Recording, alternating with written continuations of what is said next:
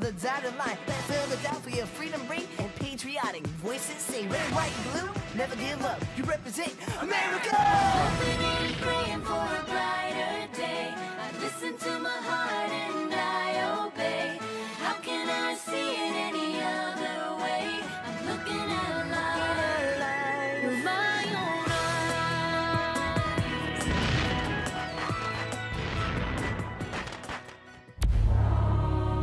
Here are some exciting scenes from today's episode of Liberty's Kids. Lee wishes you replaced by himself. A victory would practically guarantee that your name would be blackened. The objective of this war is not sparing my reputation. It is freedom. The British have been in control of this war from the outset. General Greene, how many battles have you won? Or, for that matter, has our commander-in-chief? Your opposition to this attack borders on treachery.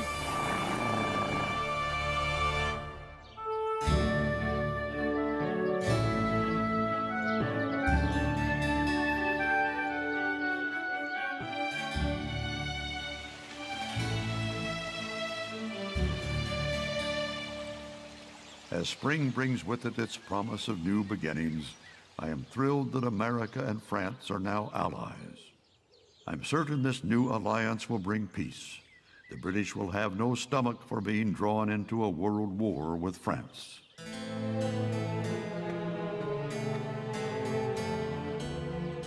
However, I have a grave concern. So grave that I have sent this note by secret messenger to ensure its safe arrival.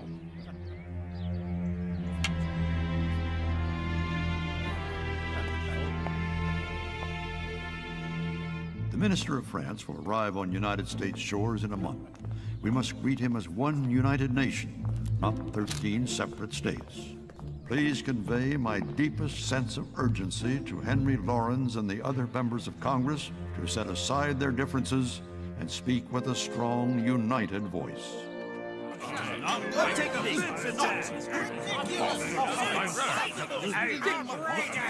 Virginia's arguments make no sense. Maryland's arguments are madness. Their voices might not be united, but they are strong.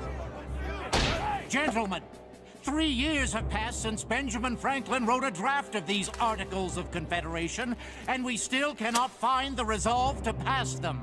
As president of this Congress, I find this shameful. Hear, hear. We'll approve them when they are fair. Mr. Chase is being unreasonable. Mr. Lee is being ridiculous.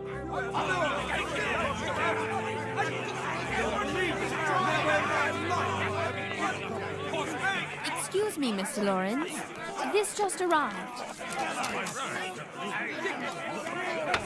News from Dr. Franklin in France. The French minister will arrive in less than 1 month. He must see us as a united nation, or our critical alliance with France may not stand. Gentlemen, our very freedom is at stake. I knew this was going to happen! Listen to me! I say, Maryland, your time has come. I sometimes wish Congress were more like the Army. One person gives orders, and others follow without question. Sort of like having a king. Huh?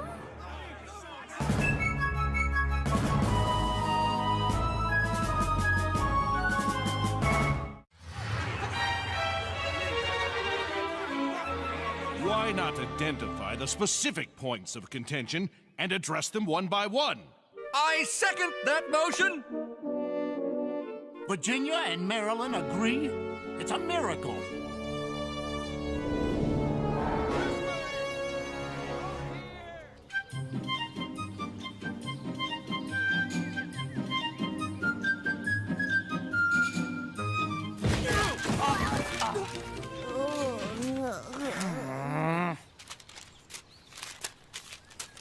If you're going to be my assistant, you've got to learn to be on time, and to not run into the journalist.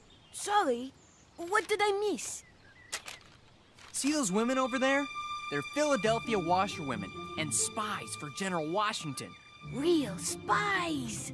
They say the British officers have demanded their laundry by next week, whether it's finished or not.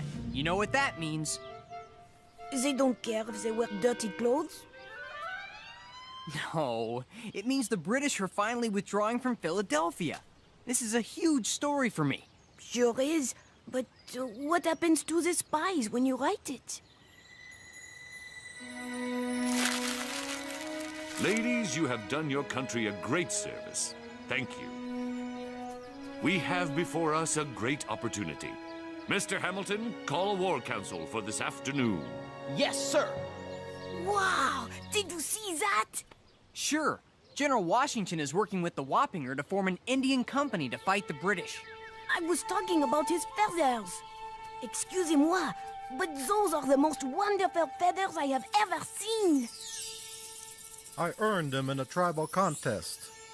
You have to win them in a contest?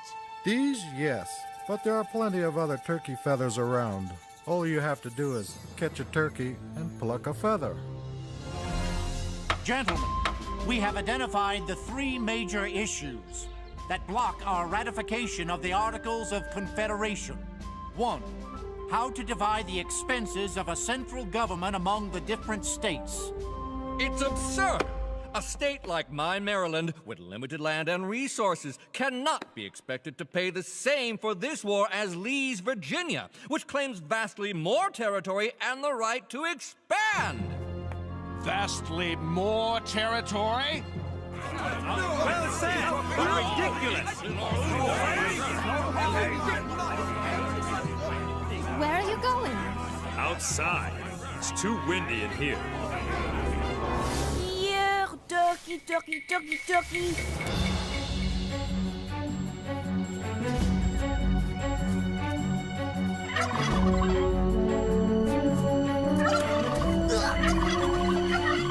Not fair! You're supposed to hold still!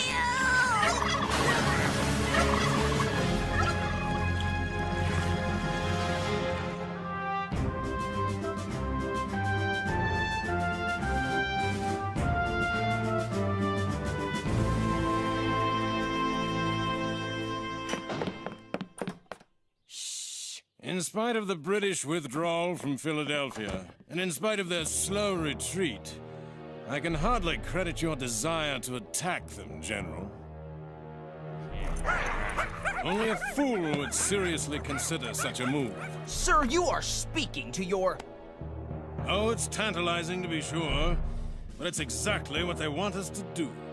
Right, Achilles? Let's not deceive ourselves. The British have been in control of this war from the outset. I suppose that's why they've replaced General Howe with General Clinton. It is hardly for us to second-guess the greatest army in the world. Clinton is an able soldier with many a victory to his credit. General Greene, how many battles have you won? Or, for that matter, has our commander-in-chief? Sir, you're not going to accept these outrageous slurs on your honor.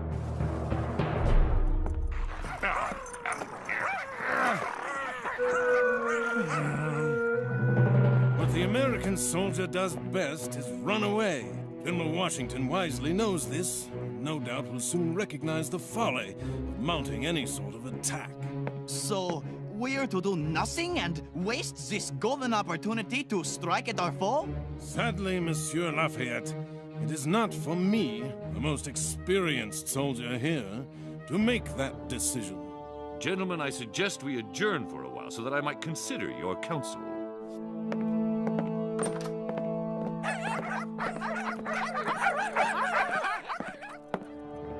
Whose side is General Lee on, anyway? I'm starting to wonder why we bought him out of British custody. At least we could have left behind his poodles. They shame their French blood. I finally found a dumb one. Just a little further.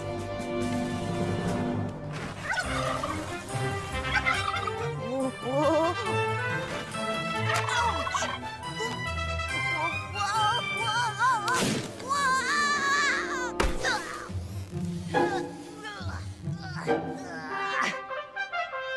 That's an unusual way to hunt turkey.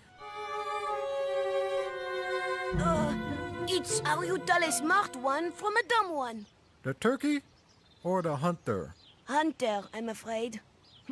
I'm Henri. Abraham Nimham. I could teach you an easier way to hunt turkey.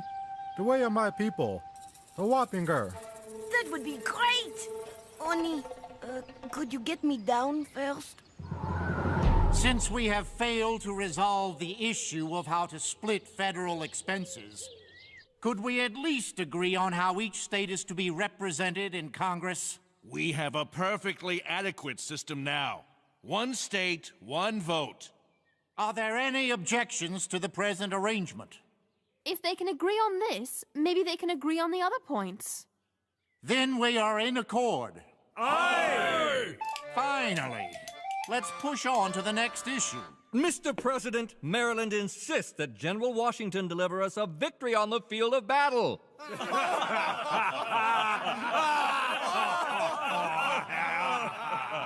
Why not? A victory would impress the French more than any act this Congress might pass. Mr. Chase, this Congress can't even agree on whether or not Washington is worthy of his command. Let us get back to the business at hand. He speaks the truth! Never mind Washington, let's get to the articles! Leave him alone to do his job, and let's do ours. Some delegates don't believe in General Washington? All of them could use more of the general's determination to unite this country.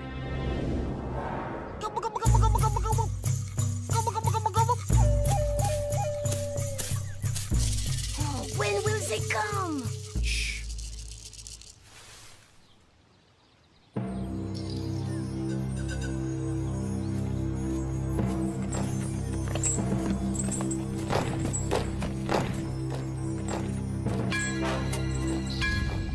Their retreating column is 8 to 10 miles long? Yes, and despite the heat, they wear wool uniforms and carry full packs. They are struggling. Gentlemen, I believe we should seize this opportunity to strike the enemy while he is most vulnerable. What do you say? We could easily attack their flank and rear without getting into a full-blown battle. We'll never have a chance like this again. I say we fight! General Lee? I am passionately opposed to such an action. Lee, your opposition to this attack borders on treachery. I'm sorry, sir, no. It's logic. I risk disaster when a French alliance is so near to hand. Because we must show the French we are worthy of an alliance, sir. And with a victory, deal the British a double blow. We shall attack. That is my decision, and it is final.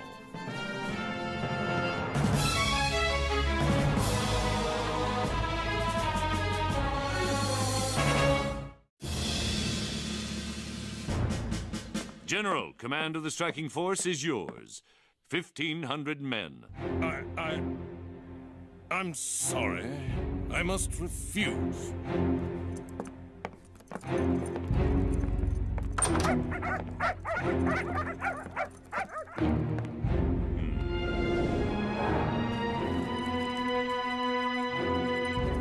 $1,500 men.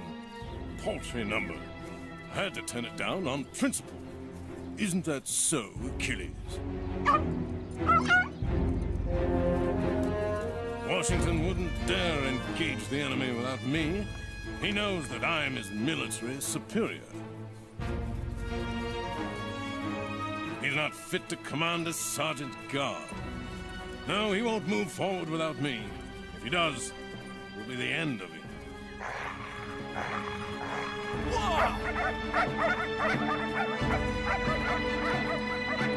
We'll have 1,500 men, and if we come up on their flank, we'll be able to take them over. You mustn't breathe a word to anyone. These are military secrets. My dear Marquis, if Lee stays true to his conviction and refuses to lead this attack, I'll need you to step in. Your Excellency, I'll begin drawing up plans immediately.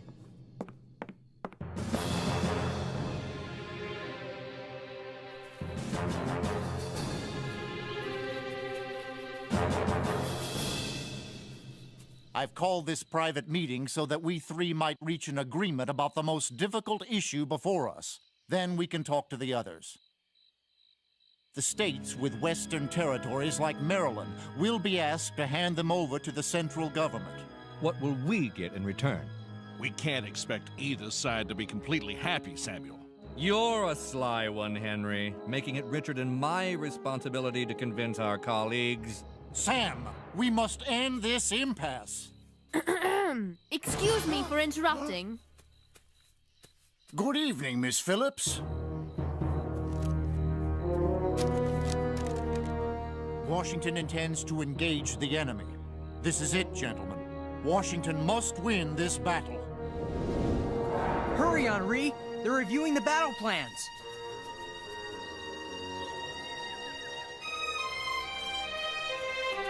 Whoa, excuse us.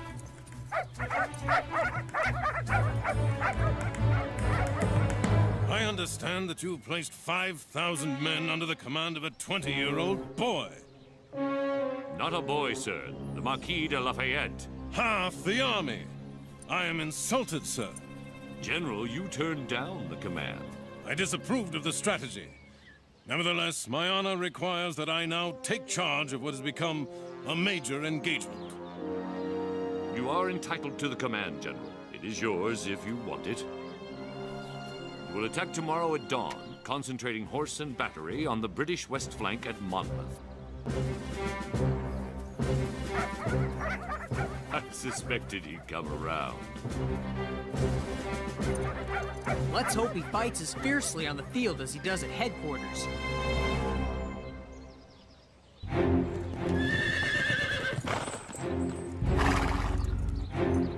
General Lee? I have been charged by Washington to take over here. I'll require a full accounting of your forces. Cavalry, artillery, and infantry. Certainement. And I can show you my plans. I have no use for your plans. Of course. You have your own. No. To draw up plans is pointless, as the enemy is on the march. I shall improvise my strategy in response to his movements.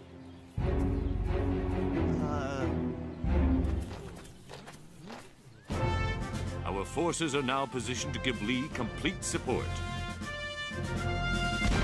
Gentlemen, it has begun. Look at all those feathers! One of you drop me a feather! Henri, come back here! We need to stay with... Henri!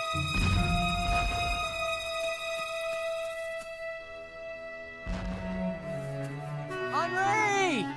Where are you?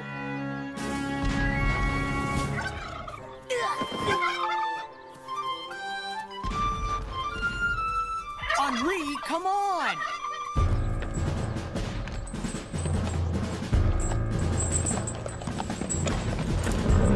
You there, Pfeiffer! Where are you going? Our troops are in retreat, sir. He's telling the truth. Look!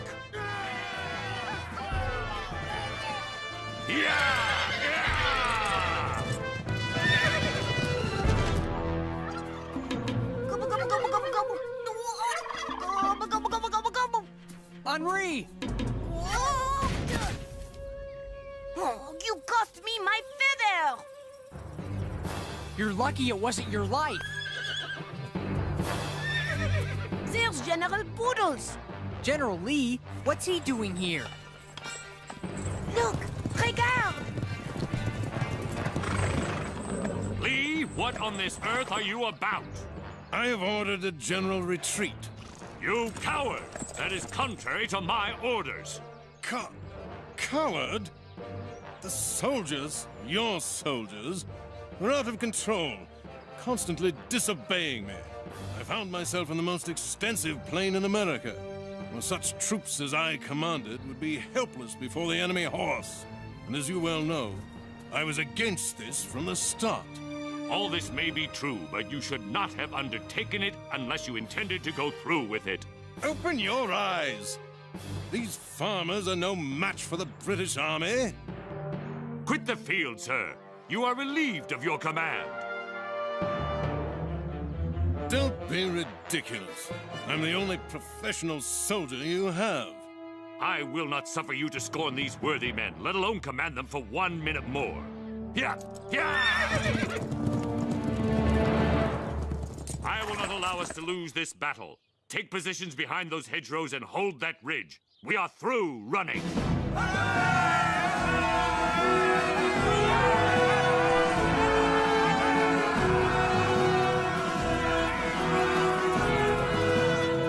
Washington, what a hero!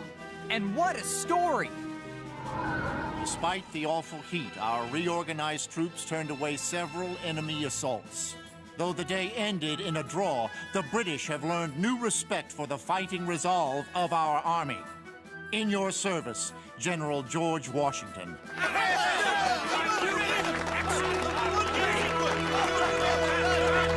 Gentlemen, we remain at a stalemate in our effort to pass the Articles of Confederation.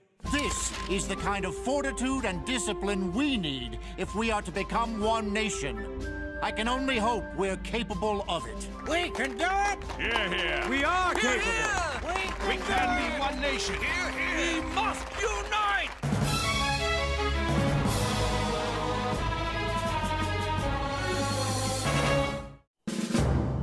In the longest battle of the war so far, our commander-in-chief has shown the world he deserves that title. And Washington has agreed, with deep regret, to grant General Lee a court-martial. It's been an exhausting time for soldier and civilian alike. But we've all learned that even the best plans are meaningless without the discipline and determination to see them through.